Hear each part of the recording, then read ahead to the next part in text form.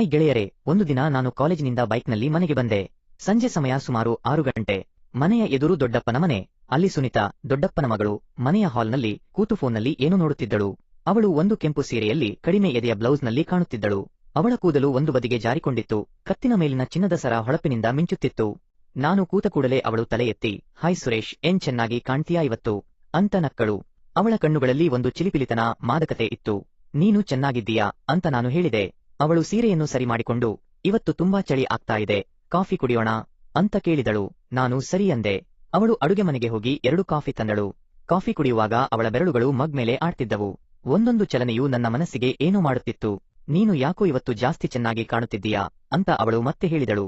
ಒಂದು ಕಾಮದ ನೋಟದಿಂದ ನಿನ್ನ ಸೀರೆ ಚೆನ್ನಾಗಿದೆ ಅಂತ ನಾನು ಹೇಳಿದೆ. ಓ, ಇದು ಇಷ್ಟವಾಯ್ತಾ ಅಂತ ಅವಳು ಸೀರೆಯನ್ನು ಸ್ವಲ್ಪ ಎಳೆದು ತನ್ನ ಕೊರಳಿನ ಚಿನ್ನದ ಸರವನ್ನು ತೋರಿಸಿದಳು. ಕಣ್ಣುಗಳ ಮಾತುಕತೆ ಮತ್ತು ಮೌನವಾದ ಬಯಕೆ. ನಾವಿಬ್ಬರು ಹಾಲ್ನಲ್ಲಿ ಕೂತು ಸಿನಿಮಾ, ಸೀರಿಯಲ್ಗಳ ಬಗ್ಗೆ ಮಾತನಾಡಿದೆವು. ಆದರೆ ಅವಳ ಕಣ್ಣುಗಳು ನನ್ನ ಮೇಲೆ ಸದಾ ಇದ್ದವು. ನಿನಗೆ ಯಾವುದಾದರೂ ಗರ್ಲ್ಫ್ರೆಂಡ್ ಇದ್ದಾರಾ ಅಂತ ಅವಳು ಇದ್ದಕ್ಕಿದ್ದಂತೆ ಕೇಳಿದಳು. ಇಲ್ಲ ಅಂತ ನಾನು ಹೇಳಿದೆ. ಅಯ್ಯೋ, ಚೆನ್ನಾಗಿರೋ ಹುಡುಗ ನಿನಗೆ ಯಾರೂ ಇಲ್ವಾ ಅಂತ ಅವಳು ನಕ್ಕಳು. ಆದರೆ ಅವಳ ಮಾತಿನಲ್ಲಿ ಒಂದು ರೀತಿಯ ಮೋಹಕತೆ ಇದ್ದಂಗೆ ಕಂಡಿತು. ಅವಳ ಮಾತಿನ ರೀತಿ, ನಗು ನನ್ನ ಮನಸ್ಸಿನಲ್ಲಿ ಏನೋ ಆಲೋಚನೆ ಮೂಡತೊಡಗಿತ್ತು. ನಿನಗೆ ಮದುವೆ ಆಗಿಲ್ಲ, ಆದರೆ ಯಾರಾದರೂ ಇಷ್ಟ ಆಗಿರುತ್ತಾರೆ ಅಲ್ವಾ ಅಂತ ನಾನು ಕೇಳಿದೆ. ಇಷ್ಟ ಆಗಿರುವವರಿದ್ದಾರೆ, ಆದರೆ ಅವರಿಗೆ ಗೊತ್ತಿಲ್ಲ ಅಂತ ಅವಳು ಹೊರೆಗಣ್ಣನಿಂದ ಹೇಳಿದಳು. ಆ ಸಂಜೆ ದೊಡ್ಡಪ್ಪ, ದೊಡ್ಡಮ್ಮ ಬಂದಾಗ ನಾವು ಎಲ್ಲರೂ ಒಟ್ಟಿಗೆ ಊಟ ಮಾಡಿದೆವು. ಆದರೆ ಸುನಿತಾಳ ಕಣ್ಣುಗಳು, ಅವಳ ಮಾದಕ ನಗು ನನ್ನ ಮನಸ್ಸಿನಿಂದ ಹೊರಗೆ ಹೋಗಲಿಲ್ಲ. ಕೆಲ ದಿನಗಳ ನಂತರ ದೊಡ್ಡಪ್ಪನ ಮನೆಯಲ್ಲಿ ಒಂದು ಸಣ್ಣ ಕಾರ್ಯಕ್ರಮ ಇತ್ತು. ಸುನಿತಾ ಒಂದು ಟೈಟ್ ಜೀನ್ಸ್ನ ಜೊತೆ ಕಪ್ಪು ಟಾಪ್ನಲ್ಲಿ ಕಾಣುತ್ತಿದ್ದಳು. ಅವಳ ದೇಹದ ಆಕಾರ ಆ ಜೀನ್ಸ್ನಲ್ಲಿ ಇನ್ನೂ ಆಕರ್ಷಕವಾಗಿ ಕಾಣ್ತಿತ್ತು. ಕಾರ್ಯಕ್ರಮದ ಗದ್ದಲದಲ್ಲಿ ಅವಳು ನನ್ನ ಬಳಿಗೆ ಬಂದು, ಸುರೇಶ್, ಸ್ವಲ್ಪ ಸಹಾಯ ಮಾಡ್ತೀಯಾ ಅಂತ ಕೇಳಿದಳು. ಏನು ಅಂತ ನಾನು ಕೇಳಿದೆ. ಕಿಚನ್ನಲ್ಲಿ ಕೆಲವು ತರಬೇಕು ಅಂತ ಅವಳು ಹೇಳಿದಳು. ನಾವಿಬ್ಬರೂ ಕಿಚನ್ಗೆ ಹೋದೆವು. ಅವಳು ಒಂದು ಡಬ್ಬವನ್ನು ತೆಗೆಯಲು ಎತ್ತಿದಾಗ ಆಕಸ್ಮಿಕವಾಗಿ ಒಂದು ಚಮಚ ಕೆಳಗೆ ಬಿತ್ತು. ಓ, ಇದನ್ನ ತಗೋ ಅಂತ ಅವಳು ಕೆಳಗೆ ಬಗ್ಗಿದಳು. ಆಗ ಅವಳ ಟಾಪ್ ಸ್ವಲ್ಪ ಮೇಲೆ ಜಾರಿತು. ಅವಳ ಸೊಂಟದ ಆಕಾರ ಕಾಣಿಸಿತು. ನಾನು ಒಂದು ಕ್ಷಣ ಅವಳನ್ನೇ ನೋಡುತ್ತಿದ್ದೆ. ಏನೋ ತಪ್ಪಾಗಿ ನೋಡ್ತಿದೀಯಾ ಅಂತ ಅವಳು ನಕ್ಕಳು. ಆದರೆ ಅವಳ ಕಣ್ಣುಗಳು ಒಂದು ರೀತಿಯ ಮೋಹಕತೆಯಿಂದ ಮಿಂಚುತ್ತಿದ್ದವು. ನಾನೇನೂ ನೋಡಿಲ್ಲ ಅಂತ ನಾನು ಸುಮ್ಮನಾದೆ. ಓ ಸುಮ್ಮನಿರು, ನಿನ್ನ ಕಣ್ಣುಗಳು ಎಲ್ಲಾದರೂ ಓಡಾಡುತ್ತವೆ ಅಂತ ಅವಳು ತುಂಟತನದಿಂದ ಹೇಳಿದಳು. ಆ ಕ್ಷಣದಿಂದ ನಮ್ಮಿಬ್ಬರ ನಡುವೆ ಒಂದು ರೀತಿಯ ರಹಸ್ಯದ ಮಾತು ಶುರುವಾಯಿತು. ಅವಳ ಮಾತುಗಳು, ನೀನು ಇವತ್ತು ಚೆನ್ನಾಗಿ ಕಾಣ್ತಾ ಇದ್ದೀಯಾ, ನಿನಗೆ ಇಂಥ ಟಾಪುಗಳು ಇಷ್ಟವೇ ಅಂತ ಕೇಳಿದಳು. ನನ್ನ ಮನಸ್ಸಿನಲ್ಲಿ ಒಂದು ರೀತಿಯ ಉದ್ವೇಗ ತುಂಬಿತು. ಮಾದಕ ಮಾತುಗಳು ಮತ್ತು ರಾತ್ರಿಯ ಆಹ್ವಾನ. ಕಾರ್ಯಕ್ರಮ ಮುಗಿದ ಮೇಲೆ ಎಲ್ಲರೂ ಮನೆಗೆ ಹೋಗೋಕೆ ರೆಡಿಯಾದರು. ಸುನಿತಾ ನನ್ನ ಬಳಿಗೆ ಬಂದು, ನೀನು ಇನ್ನೊಂದು ದಿನ ಬಾ, ಇಬ್ಬರು ಕಾಫಿ ಕುಡಿಯೋಣ ಅಂತ ಹೇಳಿದಳು. ಆ ಮಾತಿನಲ್ಲಿ ಒಂದು ರೀತಿಯ ಆಕರ್ಷಣೆ ಕಂಡಿತು. ನಾನು ಸರಿ ಅಂತ ಹೇಳಿ ಮನೆಗೆ ಬಂದೆ. ಆದರೆ ಅವಳ ಆ ನಗು, ಆ ಕಣ್ಣುಗಳು, ಆ ಮಾದಕ ಮಾತುಗಳು ನನ್ನ ಮನಸ್ಸಿನಿಂದ ಹೊರಗೆ ಹೋಗಲಿಲ್ಲ. ಸುನಿತಾ ನನಗೆ ಫೋನ್ ಮಾಡಿದಳು. ಸುರೇಶ್, ಇವತ್ತು ನಮ್ಮ ಮನೆಗೆ ಬಾ, ನಾನು ಒಬ್ಬಳೇ ಇರೋದು ಅಂತ ಹೇಳಿದಳು. ನಾನು ಸರಿ ಅಂತ ಒಪ್ಪಿಕೊಂಡೆ. ಆ ದಿನ ದೊಡ್ಡಪ್ಪ, ದೊಡ್ಡಮ್ಮ ಊರಿಗೆ ಹೋಗಿದ್ದರು. ಮನೆಯಲ್ಲಿ ಸುನಿತಾ ಒಬ್ಬಳೇ ಇದ್ದಳು. ನಾನು ಮನೆಗೆ ಹೋದಾಗ ಅವಳು ಒಂದು ತೆಳ್ಳಗಿನ ಗುಲಾಬಿ ಸೀರೆಯಲ್ಲಿ ಕಡಿಮೆ ಎದೆಯ ಬ್ಲೌಸ್ನಲ್ಲಿ ಕಾಣುತ್ತಿದ್ದಳು. ಅವಳ ಕೂದಲು ಹಾಗೆಯೇ ಬಿಟ್ಟಿದ್ದಳು. ಬಾ ಕೂತ್ಕೋ ಅಂತ ಅವಳು ನನ್ನನ್ನು ಸೋಫಾದಲ್ಲಿ ಕುರಿಸಿದಳು. ನಿನಗೆ ಏನಾದರೂ ಕುಡಿಯೋಕೆ ಬೇಕಾ ಅಂತ ಕೇಳಿದಳು. ಕಾಫಿ ಸಾಕು ಅಂತ ನಾನು ಹೇಳಿದೆ. ಅವಳು ಕಾಫಿ ತಂದಾಗ ಉದ್ದೇಶಪೂರ್ವಕವಾಗಿ ನನ್ನ ಪಕ್ಕದಲ್ಲಿ ಕೂತಳು. ಅವಳ ತೊಡೆ ಸ್ವಲ್ಪ ನನ್ನ ತೊಡೆಗೆ ತಾಗಿತ್ತು. ಸುರೇಶ್, ನೀನು ಯಾಕೋ ಒಬ್ಬನೇ ಇದ್ದೀಯಾ, ಗರ್ಲ್ಫ್ರೆಂಡ್ ಇದ್ದರೆ ಖುಷಿಯಾಗಿರಬಹುದು ಅಂತ ಅವಳು ಮಾದಕವಾಗಿ ಹೇಳಿದಳು. ನಿನಗೆ ಯಾರಾದರೂ ಇಷ್ಟ ಆಗಿದ್ದಾರೆಯೇ ಅಂತ ನಾನು ಕೇಳಿದೆ. ಒಬ್ಬನಿದ್ದಾನೆ, ಆದರೆ ಅವನಿಗೆ ಗೊತ್ತಿಲ್ಲ ಅಂತ ಅವಳು ಕಣ್ಣು ಸಿಂಗರಿಸಿ ನನ್ನ ಕಡೆಗೆ ನೋಡಿದಳು. ನಿನಗೆ ಈ ರೀತಿಯ ಸೀರೆ ಇಷ್ಟವಾ ಅಂತ ಅವಳು ಸೀರೆಯನ್ನು ಸ್ವಲ್ಪ ಎಳೆದು ತನ್ನ ಸೊಂಟವನ್ನು ತೋರಿಸಿದಳು. ಅವಳ ಸೊಂಟದ ಮೇಲೆ ಒಂದು ಚಿಕ್ಕ ಚಿನ್ನದ ಸರ ಇತ್ತು, ಆಕರ್ಷಕವಾಗಿ ಕಾಣುತ್ತಿತ್ತು. ಚೆನ್ನಾಗಿದೆ ಅಂತ ನಾನು ಹೇಳಿದೆ. ಆದರೆ ನನ್ನ ಕಣ್ಣುಗಳು ಅವಳ ಸೊಂಟದಿಂದ ಕದಲಲಿಲ್ಲ.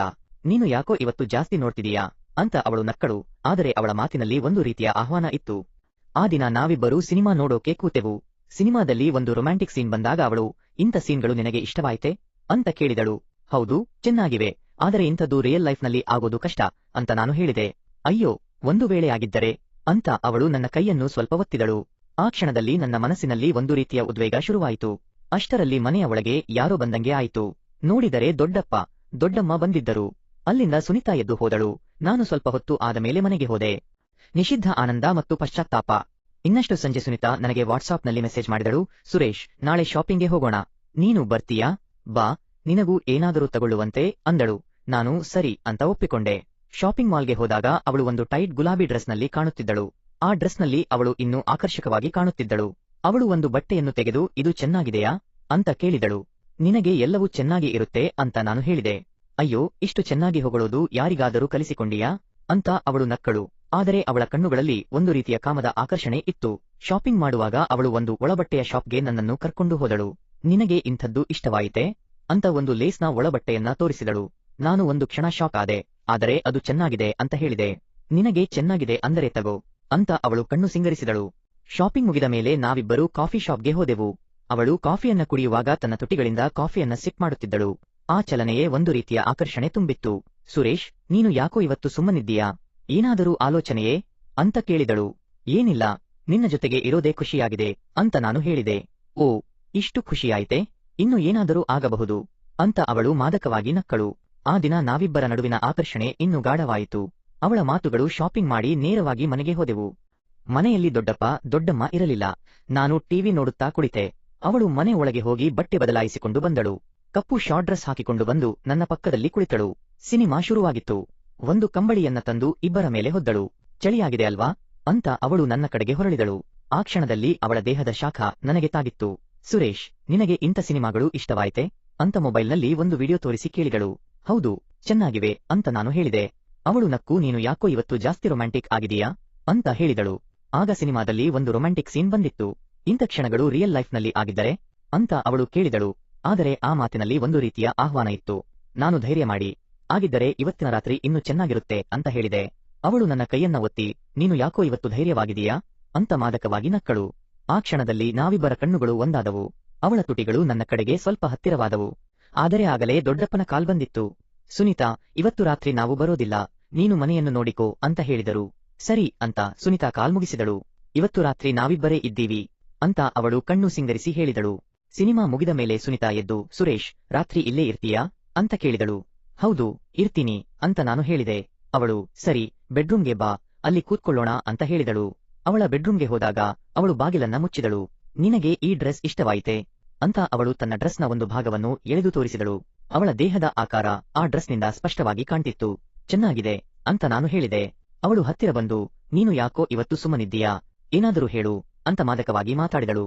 ನಿನ್ನ ಜೊತೆಗೆ ಇರೋದೇ ಒಂದು ರೀತಿಯ ಖುಷಿ ಅಂತ ನಾನು ಹೇಳಿದೆ. ಆಗ ಅವಳು ನನ್ನ ಕೈಯನ್ನು ಹಿಡಿದು, ನಿನಗೆ ಇನ್ನೂ ಜಾಸ್ತಿ ಖುಷಿ ಕೊಡಬಹುದು ಅಂತ ಕಿವಿಯಲ್ಲಿ ಗುಣಗಿದಳು. ಅವಳ ಆ ಮಾತಿಗೆ ನನ್ನ ಮನಸ್ಸಿನಲ್ಲಿ ಒಂದು ರೀತಿಯ ಉದ್ವೇಗ ಶುರುವಾಯಿತು.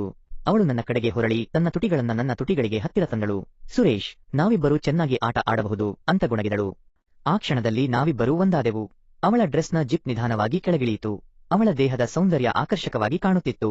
ಅವಳ ಮಾವಿನ ಹಣ್ಣುಗಳು ಬಿಗಿಯಾಗಿ ಆಕರ್ಷಕವಾಗಿ ಕಾಣುತ್ತಿದ್ದವು. ಅವಳ ಕೂದಲು ತೆರೆದುಕೊಂಡು ಬೆನ್ನ ಮೇಲೆ ಜಾರಿತ್ತು. ನಾನು ಅವಳ ಸೊಂಟವನ್ನು ಸ್ಪರ್ಶಿಸಿದಾಗ ಅವಳ ದೇಹದ ಶಾಖ ನನ್ನನ್ನು ಕೆರಳಿಸಿತು. ನೀನು ಇದನ್ನ ಬಯಸಿದ್ದೆ ಅಲ್ವಾ ಅಂತ ಅವಳು ಮಾದಕವಾಗಿ ಕೇಳಿದಳು. ನಾವಿಬ್ಬರೂ ಆ ಕ್ಷಣದಲ್ಲಿ ಎಲ್ಲವನ್ನೂ ಮರೆತು ಒಂದು ರೀತಿಯ ಆಟದಲ್ಲಿ ಮುಳುಗಿದೆವು. ಅವಳ ಮಾವಿನ ಹಣ್ಣು ನನ್ನನ್ನು ಇನ್ನೂ ಕೆರಳಿಸಿತು. ಆ ರಾತ್ರಿ ನಾವಿಬ್ಬರೂ ಒಂದು ರೀತಿಯ ನಿಷೇಧಿತ ಆನಂದದಲ್ಲಿ ಮುಳುಗಿದೆವು. ಪಶ್ಚಾತ್ತಾಪ ಮತ್ತು ಪಾಠ. ಆದರೆ ಆ ರಾತ್ರಿಯ ನಂತರ ಬೆಳಿಗ್ಗೆ ಎದ್ದಾಗ ಒಂದು ರೀತಿಯ ಪಶ್ಚಾತ್ತಾಪ ನಮ್ಮಿಬ್ಬರನ್ನು ಕಾಡಿತು. ಸುರೇಶ್, ಇದು ತಪ್ಪಾಯಿತು, ಆದರೆ ನಾನು ನಿನ್ನ ಜೊತೆಗೆ ಖುಷಿಯಾಗಿದ್ದೆ ಅಂತ ಸುನೀತಾ ಹೇಳಿದಳು. ನಾನು ಖುಷಿಯಾಗಿದ್ದೆ, ಆದರೆ ಇದು ನಮ್ಮ ಕುಟುಂಬಕ್ಕೆ ತಿಳಿದರೆ ಅಂತ ನಾನು ಕೇಳಿದೆ. ಯಾರಿಗೂ ಗೊತ್ತಾಗದಂಗೆ ಇರೋಣ ಅಂತ ಅವಳು ಹೇಳಿದಳು. ಆದರೆ ಆಕೆಯ ಕಣ್ಣುಗಳಲ್ಲಿ ಒಂದು ರೀತಿಯ ದುಗುಡ ಇತ್ತು. ನಾವಿಬ್ಬರೂ ಆ ಕ್ಷಣದ ಆನಂದದಲ್ಲಿ ಮುಳುಗಿದ್ದರೂ ನಮ್ಮ ಕುಟುಂಬದ ಸಂಬಂಧ, ಸಮಾಜದ ಭಯ ನಮ್ಮನ್ನು ಪಶ್ಚಾತ್ತಾಪಕ್ಕೆ ಒಡ್ಡಿತು. ನಾವು ಇದನ್ನು ಮುಂದೆ ಮಾಡಬಾರದು ಅಂತ ಸುನೀತಾ ಹೇಳಿದಳು. ಆದರೆ ಆಕೆಯ ಮಾತಿನಲ್ಲಿ ಒಂದು ರೀತಿಯ ಬೇಸರ ಇನ್ನೂ ಉಳಿದಿತ್ತು. ನಾನು ಮನೆಗೆ ಬಂದಾಗ ಆ ತಪ್ಪಿನ ಭಾವನೆ ನನಗೆ ಇನ್ನೂ ಕಾಡ್ತಾ ಇದೆ. ಇದು ನಮ್ಮ ಜೀವನದ ಅತಿ ದೊಡ್ಡ ತಪ್ಪು. ಇದನ್ನು ಯಾರು ಮಾಡಬಾರದು. ಗಮನಿಸಿ, ಈ ಕಥೆಯು ವಾಸ್ತವಿಕತೆಯನ್ನು ಪ್ರತಿನಿಧಿಸುವುದಿಲ್ಲ. ಸಮಾಜದಲ್ಲಿ ಒಳ್ಳೆಯ ಸಂಬಂಧಗಳನ್ನು ಗೌರವಿಸಿ, ತಪ್ಪು ಮಾರ್ಗದಿಂದ ದೂರವಿರಿ. ಕಥೆ ಇಷ್ಟವಾದರೆ ಲೈಕ್ ಮಾಡಿ, ಶೇರ್ ಮಾಡಿ ಮತ್ತು ನಮ್ಮ ಚಾನೆಲ್ ಸಬ್ಸ್ಕ್ರೈಬ್ ಮಾಡಿ. ಇನ್ನಷ್ಟು ಕಥೆಗಳಿಗಾಗಿ ಕಾಯಿರಿ. ಧನ್ಯವಾದಗಳು.